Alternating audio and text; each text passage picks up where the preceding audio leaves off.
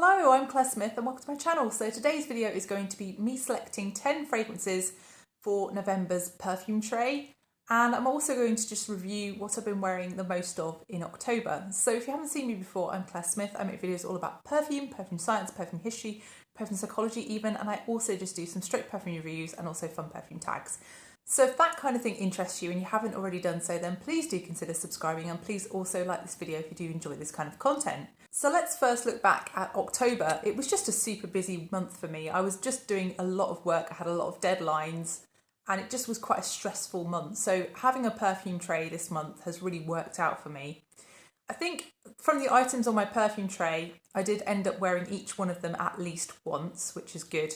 But there definitely was bias towards one or two of them. So the fragrance in October that I ended up wearing the most was actually one that wasn't even on my perfume tray. I think it's because this fragrance was new to my collection and I was really excited by it. So this one is Lush's Chelsea Morning. So if you like Gourmands, definitely worth going to check this one out. But that was my most worn fragrance at 8 times this month. I also wore 2 other fragrances 4 times each from my perfume tray, and those were Diesel L'Overdose Tattoo and also Gucci Guilty Absolute Parfum. And Gucci Guilty Absolute Parfum I was wearing at work, and a colleague just seemed to really like this, and she asked me what it was. I gave her a sample and now she's looking for a bottle. So that's a positive, isn't it, out of the month at least. I sort of introduced somebody to a new fragrance that they love, so that's always positive. So for November, I think I want to move on to some richer and deeper fragrances, but I want a bit of variety in there. I want some things that are quieter and some things that are louder.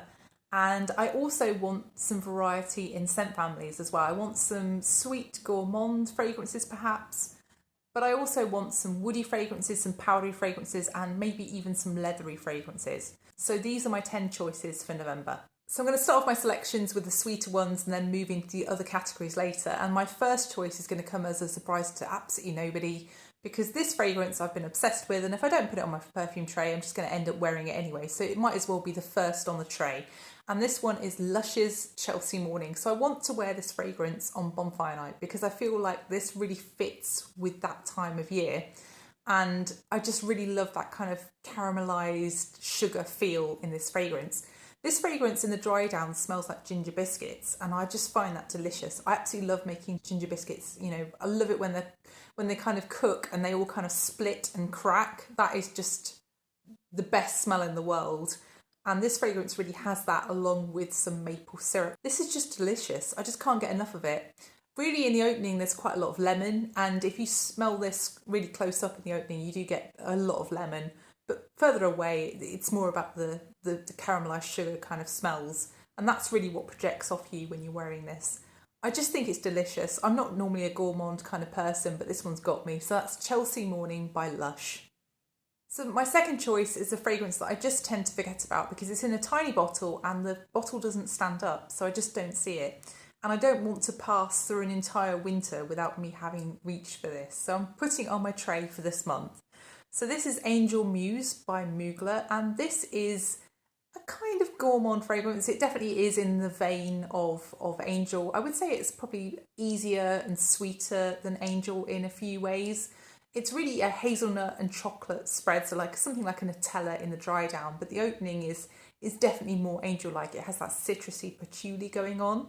I think for me there's also kind of a rich sweetness to this above all of the Nutella kind of patchouli chocolatiness that's going on. And it's almost like very rich honey almost at points. It's not honey, but there's definitely a syrupy sweetness to this as well as everything else. I think this fragrance is just a lovely take on Angel, and I think this one really bridged the gap for people because it was kind of a more modern take on Angel, and I can really see why this one's missed because it just is a delicious fragrance. That's Angel Muse by Mugler. My next choice is one from Lush Perfumes, and this one is called Bouquet Encore, and I'm really choosing this one again because it makes me think of fireworks, it makes me think of bonfire night. It opens with a really spicy Szechuan pepper, which is just very, very intense. It even feels warm on your skin when you spray this. And really it dries down into a spicy tuberose and jasmine fragrance, but with a slightly vanillic feel and a almost animalic musk to me. It's very, very slightly animalic. There's something about this that feels a little bit furry to me almost. It's got a bit of texture in the dry down. I just think this one's really striking and really lovely to wear. If you haven't tried it, I would best compare it with something like Givenchy L'Entité Rouge. Where you have the spiciness in that fragrance, I would say the spiciness is another level and slightly different in this fragrance. And I would also say that this tuberose is much more, it's much fresher in a way, especially in the opening with the tuberose. And in the dry down, the musk is much more intense in this fragrance, whereas it's quite creamy and quite sandalwoody in Givenchy L'Entité Rouge. This is more musky, perhaps a little bit less vanillic than L'Entité Rouge. So that's Bouquet Encore by Lush Perfumes. My next choice is again a very sweet fragrance, and this one I had just had a craving for the other day, and I thought, no, I'm not going to wear it. I'm going to put it on my tray in November and enjoy it then. So here it is. It's Giorgio Armani's C. So this fragrance is the original formulation of C, and this is just a really intensely syrupy blackcurrant fragrance with a really deep, strong rose that almost comes off as beery somehow. There's also some vanilla and some patchouli. It's just a really striking fragrance, and I really, really enjoy this when I do wear it. But it's a fragrance I don't tend to reach for, and it's a fragrance that I forget how much I enjoy. I get to a point where I'm almost on the point of decluttering this usually, and then I end up wearing it again, and I save it from the declutter pile because I just think, why was I so mad as to want to declutter this? I think really when I smell this out of the bottle, I think to myself, well, this is too sweet. I won't want to wear this. And then when I actually wear it, I really enjoy it. So that's why this one's going on my perfume tray this month. So that's Giorgio Armani's C. So next I'm moving on to some woodier fragrances, and my first choice is going to be Floris A Rose 4. So this fragrance is a black tea with a rosé wine soaked cork kind of smell to it. This is a slightly sweet, woody red rose. I think there's oud listed. I don't really detect anything too oudy about this. I think it's really the tea and that kind of woody rose really that dominates.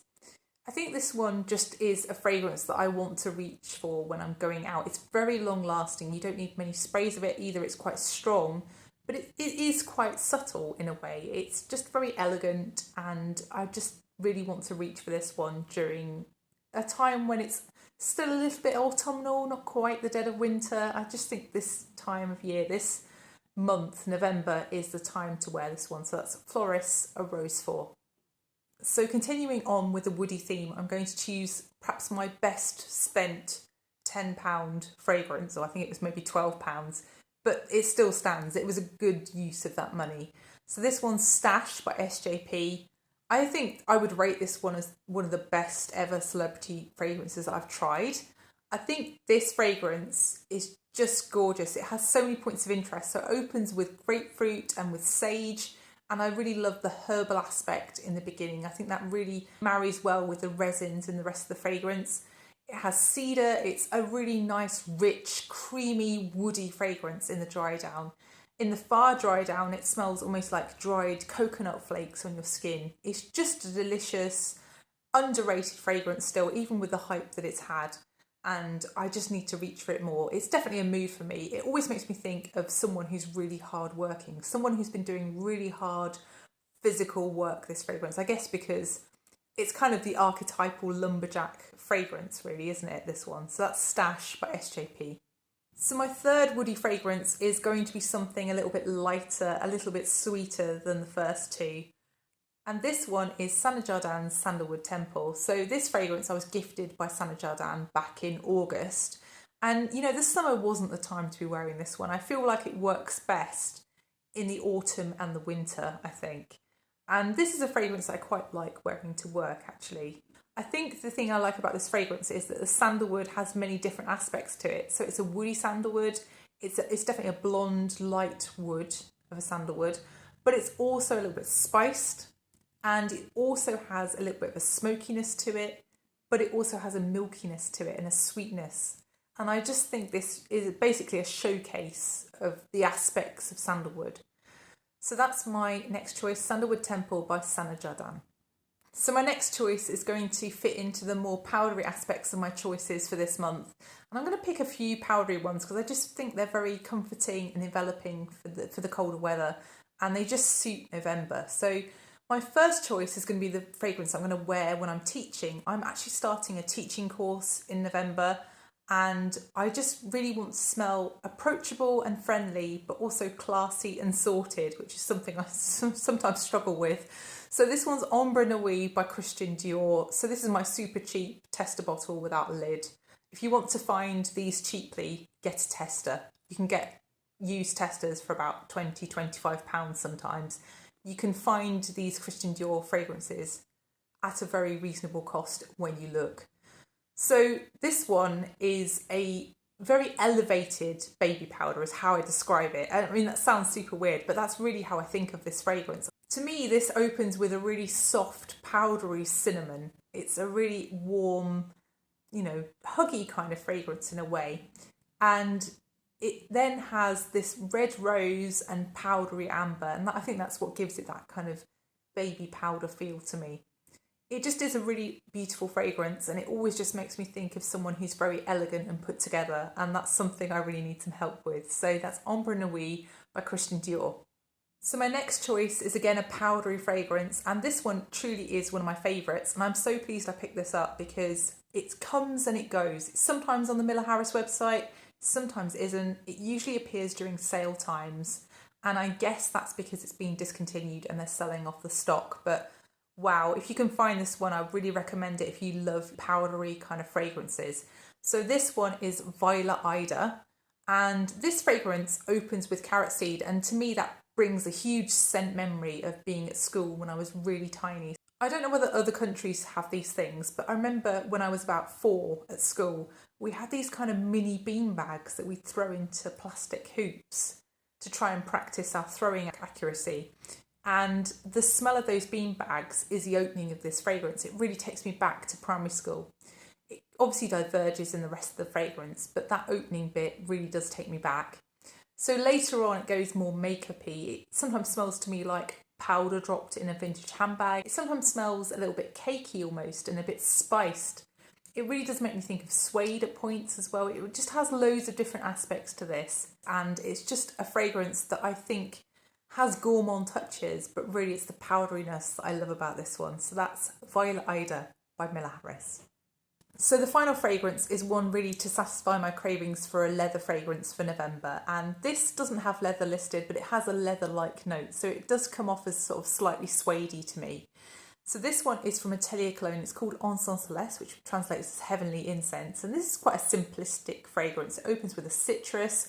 Always makes me think it's going to go in a frankincense direction, but then it doesn't. It's definitely more of an incense fragrance, but it's quite a gentle incense. It's very wearable. It's not smoky. It's not too churchy. It's just a really nice, easy to wear fragrance, and it's something that's quite long lasting too. Again, I find it quite calming, and that's my final choice for November, Encens Céleste by Atelier Cologne. So that's the final fragrance in this video. I hope you've enjoyed it. If you have enjoyed it, then please press the like button, and please also consider subscribing if you haven't done already. And please let me know which fragrances you were reaching for during October, which was your most warm fragrance during October, and what do you plan to be reaching for in November? I'd really love to know. So thank you so much for watching, and I'll see you in the next one. Bye.